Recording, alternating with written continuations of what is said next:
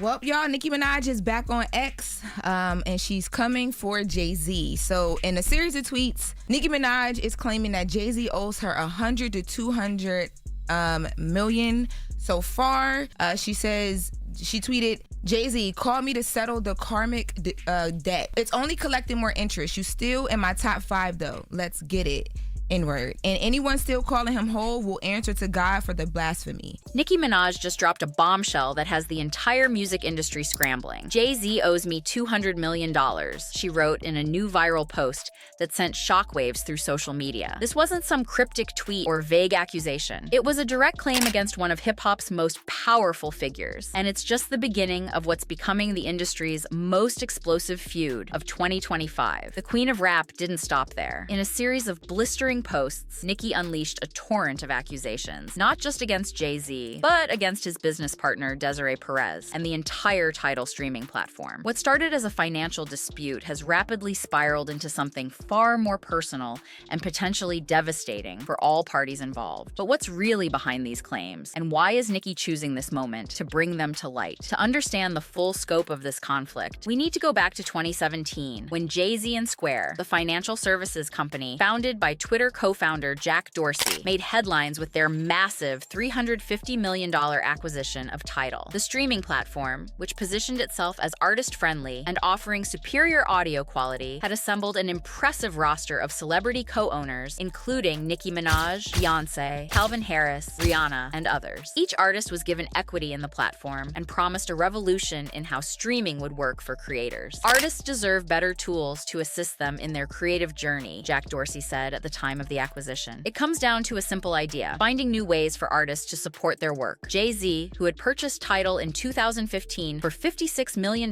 before bringing on the celebrity co-owners, added, Jack is one of the greatest minds of our times, and our many discussions about Tidal's endless possibilities have made me even more inspired about its future. But according to industry insiders, the promises made to artist owners like Nicki Minaj have remained largely unfulfilled. When Square acquired a majority stake in Tidal for $350 million, Jay-Z reportedly walked away with a substantial windfall, while the original artist owners saw their equity significantly diluted. This is allegedly the core of Nicki's $200 million claim, money she believes she's owed from the Tidal acquisition and subsequent licensing deals. According to Forbes reporting at the time, Jay-Z received $297 million in cash and stock from Square for the deal, while maintaining some ownership in Tidal. What happened to the remaining equity that was supposedly held by artist owners like Nicki remains unclear, and that's precisely what has triggered her public outcry. The timing of Nicki's accusations is particularly interesting, coming just as she's experiencing one of the most successful periods of her career. Her album Pink Friday 2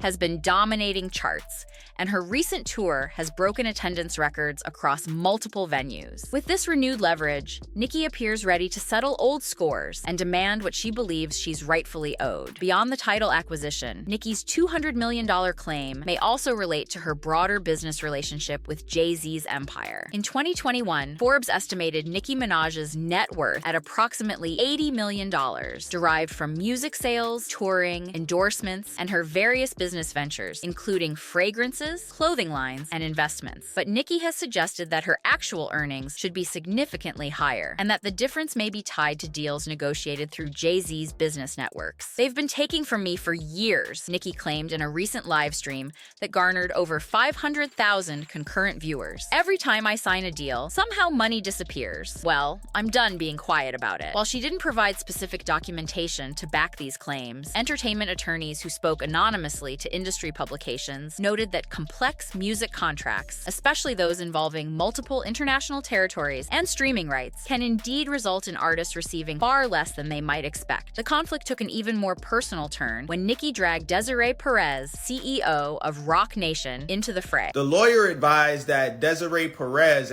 Nicki Minaj calls her Deseret because Desiree Perez was an informant for the federal FBI at one point, advised him I had to sign an agreement in 24 hours if she wanted the $1 million offer, or it was off the table. And if you listen to her song Fractions, you'll see what she's talking about. Perez's history adds another layer of intrigue to this story. Before becoming one of music's most powerful executives, she had a controversial past that included a 1994 drug case in which she reportedly cooperated with federal prosecutors after being caught with 35 kilograms of cocaine. While this information has been public for years, Nicki's recent mentions of it seem calculated to undermine Perez's standing in an industry where loyalty is paramount. Some of these executives have sketchy backgrounds, and yet they're the ones deciding artists' fates, Nicki said during a recent Instagram live session watched by millions of fans. How does someone go from facing serious charges to controlling billion-dollar deals? Make it make sense. As the accusations flew, Jay-Z and his team maintained a strategic silence, neither confirming nor denying Nicki's claims. This approach follows Jay's typical pattern of letting controversy blow over rather than engaging directly, a tactic he's employed successfully throughout his career. But sources close to his camp suggest that behind the scenes, lawyers are working overtime to address what they view as potentially damaging false statements. Meanwhile, the social media firestorm has only intensified. The hashtag #PayNicki trended worldwide for 3 consecutive days, with fans demanding transparency from Jay-Z and Tidal. Entertainment blogs and hip-hop podcasts have devoted countless hours to dissecting every angle of the dispute, with some taking Nicki's side, while others question the timing and lack of concrete evidence. Nicki Minaj claims she's owed $200 million by Jay-Z, and that Democrats attacked me over my cousin's balls, read one headline from NME, highlighting how Nicki has simultaneously been fighting battles on multiple fronts, including ongoing controversies related to her previous political statements about COVID vaccines that drew widespread criticism. The conflict has opened a rare window into the normally secretive world of music industry economics. Streaming platforms have revolutionized how music is consumed, but have also created complex new challenges for artist compensation. Major artists like Taylor Swift and Kanye West have previously spoken out about ownership and payment issues, but Nicki's specific allegation of a $200 million debt represents one of the largest public claims in recent memory. Sensing an opportunity, controversial streamer Adin Ross publicly offered Nicki a deal to join Kick, a Twitch competitor backed by cryptocurrency entrepreneurs. Hey, Nicki, if you genuinely want to come on Kick and talk your shit and do what you want to do best, Nicki, look, I got equity. I'll throw you a little equity. You know what I'm saying?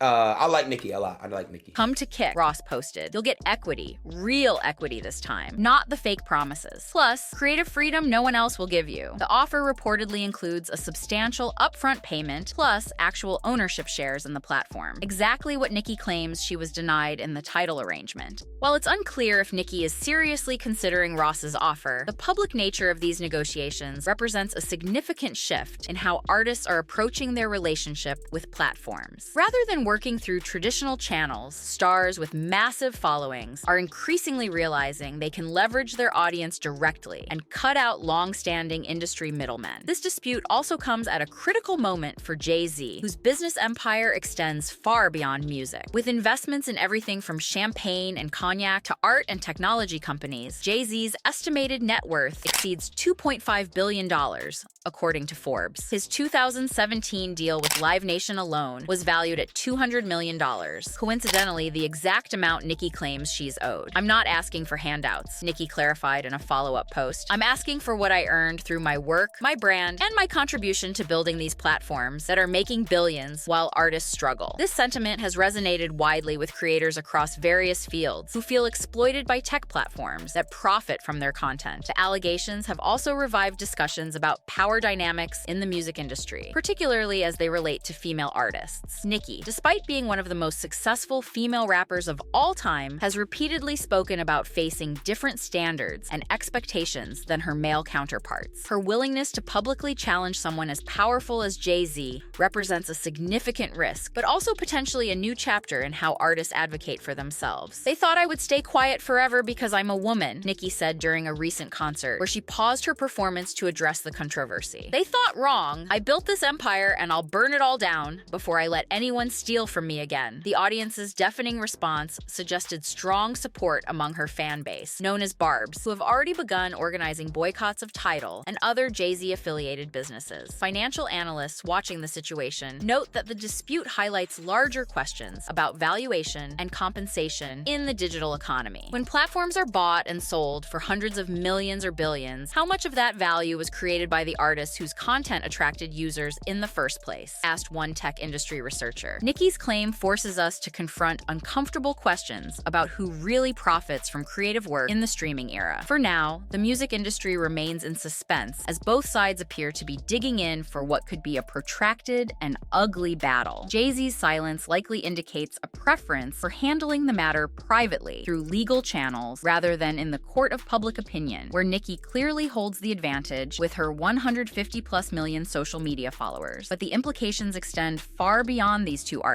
Every major label executive, streaming platform, CEO, and artist manager is watching closely, knowing that the outcome could set precedents for future disputes over equity, ownership, and compensation. If Nicki successfully recovers even a portion of her claimed $200 million, it could trigger a wave of similar demands from other artists who participated in platform ownership deals. As one industry veteran put it, this isn't just about Nicki and Jay. This is about the entire structure of how artists get paid or don't get paid in the streaming era. Whatever happens here will ripple through the industry for years to come. The battle lines are drawn, the stakes are enormous, and neither side shows signs of backing down. For Nicki Minaj, this fight represents both a financial claim and a statement about her worth and power in an industry that has often undervalued women's contributions. For Jay-Z, it's a rare public challenge to his carefully cultivated image as an artist-friendly businessman who helps creators build wealth. Only one thing seems certain: the $200 million war between these two hip-hop titans is just beginning, and the music industry may never be the same when it's over.